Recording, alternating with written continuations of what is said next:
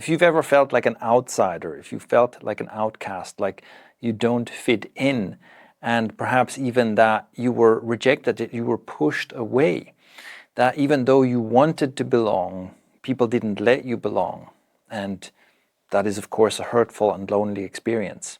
If that's you, this story is for you. This is an insight, an idea that completely changed the way I saw so much of my life history and especially my childhood. It's the insight that we do this for each other. Once I saw this and understood this, so much of the heaviness that I had associated with my past experiences just disappeared. And also, a lot of the people who I felt had wronged me, I suddenly felt nothing but compassion and forgiveness for. So for a long time, the story that I had, the story that I would tell about myself and about my life, was the typical story of the outcast. For me, it started when I went to school at 7 years old, and I had this shocking experience of not fitting in. I had this shocking experience of just, this doesn't work for me. Like the whole idea of school, of having to sit still and listen to someone, I wasn't good at that at all. I wasn't good at paying attention. I wasn't good at following instructions. So my teacher didn't like me. She was always upset with me. I got bad grades, but also I didn't fit in with the other kids.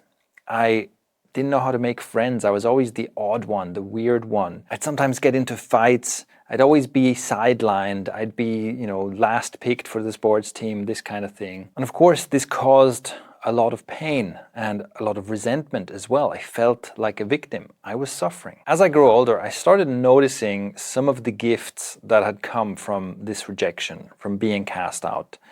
I noticed that, for example, in school, I never fit in. Teachers often didn't like me very much. I wasn't good at kind of falling in line, following instructions, fitting into the box.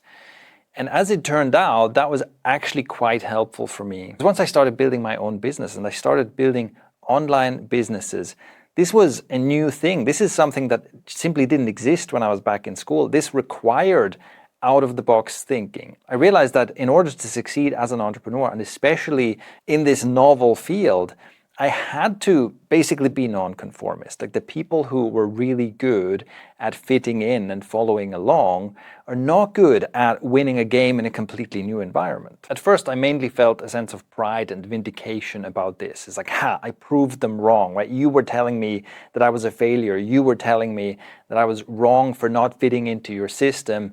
But look at me, I made it happen. I made it work in a different system. You couldn't have seen this coming. But as I grew older, more and more of this story started revealing itself to me. And one of the greatest gifts that I started to recognize in being an outcast early on is that there is a whole world of suffering that people experience by desperately trying to fit in, by caring so much about what do other people think of this. Or it's not even caring about how will other people react to this. It's even just the suffering from the stories in your mind, the fantasies about, well, if I did this thing, what would other people think?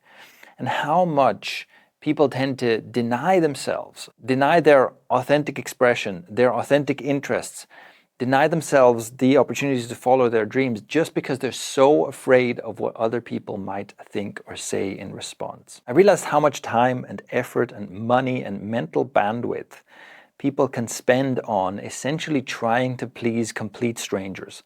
How much people self-abandon for this. How much you have to have the latest status symbol. How much you care about what will people think if I am not showing up in a way that communicates my status or my standards or my belonging or whatever. People can spend so much time and energy on this, and in so many cases, it just causes suffering. And now I'm so grateful that I was essentially cast out early, and I gave up on trying to fit in. I gave up on trying to have other people think I'm cool or have other people accept me or anything like that at a very young age. What happened is it sent me on this path of individuation very early on. And what a gift that is. And there's even more to this. What I've told you so far is just some details of my own story. And I'm sure you have a story that is somewhat similar, but with its own variations, with its own details. But here's the model I want to propose. I believe that on the scale of humanity and on the scale of human societies, that this is something we do systematically. What will happen is that you have the majority of people who are essentially crowding together, and they're crowding around agreed upon cultural and moral values. They're basically conforming, right? Everybody's fitting in, everybody's following the same rules, doing the same things. And we systematically always push some people out. We push some people out to the periphery, we reject some people, we create outcasts. I believe that this is something we do systematically, so we have like an unconscious drive, or it's built in some way that we do this. And why do we do this? It's because conformity, fitting in, crowding together is all based on what worked in the past. This is where traditions come from. This is where culture comes from. We're passing on, here are the things and ideas and ideals that have worked in the past. Let's keep doing this because it helped us survive up until now. But if that's all we did, we would be in trouble. Because as it happens, we live in an ever-changing, ever-evolving world. So if you only keep doing what worked in the past, eventually that will stop working. It will eventually run out of steam or break entirely. So what we need to do is we need to push people out. We need to push people away from the center, turn them against us, essentially, right? That the crowd is turning some select people against itself, sending them out into the wilderness. And what happens there? If you are one of those outcasts, you are being sent out into the wilderness, and there you will encounter new ideas, new tools, you will make new discoveries, you will change your mind, you will be living outside the box. And as it turns out, the people who are in the group, the people who always belonged, they need the tools and ideas and values that you bring back from the wild. Just look at the story of any great thinker, any world changer, any healer, anyone who's made a great contribution. Almost always being an outcast is part of their story. It's a trade-off we make. If you are part of the crowd, it comes with comfort and security and belonging. It is easier, but it also comes with a whole bunch of problems. It comes with the problems of being stuck in an old system. It comes with problems of conformity, and it comes with problems of inflexibility. How do you adapt to a changing world when all you know is how to fit in? And if you're an outcast, then you pay the price of being outcast, of being lonely, of having to figure things out on your own, of having to take risks, of having to reinvent yourself. It's a high price to pay, but in return, you get the gift of knowledge and insight and tools. And if you bring those tools back to the crowd, it turns out that they're starving for it. And so you can also, in a material sense, get highly rewarded later on in life for having been on that journey through the wilderness. This idea impacted me really deeply. It made me even more grateful for everything that I've learned and everything I am learning on my journey. It made me so grateful for the gift that the crowd gave me by casting me out. And it also made me realize that despite all the pain I've experienced, this is what I would have chosen. Knowing what I know now, I would sign up for this. I would sign up for being one of the outcasts. Because the truth is, I would rather be on this adventure, even if it's on my own and in the wild, than to simply be huddled in the crowd.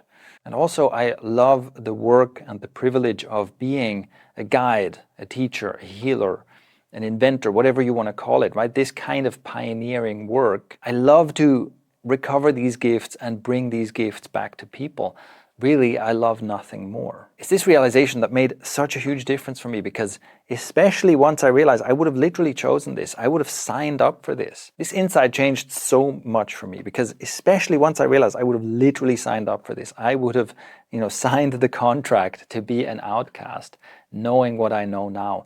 How can I possibly be mad at the people who cast me out? How can I possibly be mad at the people who made me an outsider, who pushed me out?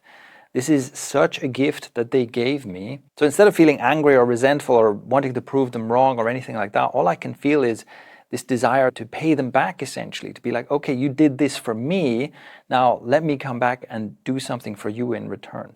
This is what I mean when I say we do this for each other. So I'm really curious to know if you can identify with this story of the outcast.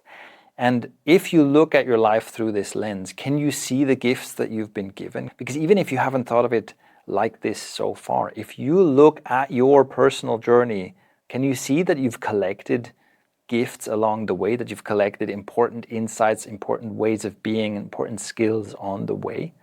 And how does that change how you see your own life story? I'd love to hear your thoughts on this, so leave a comment below and let's get a discussion started. That's all for today. Thanks for watching, and I'll see you in the next one.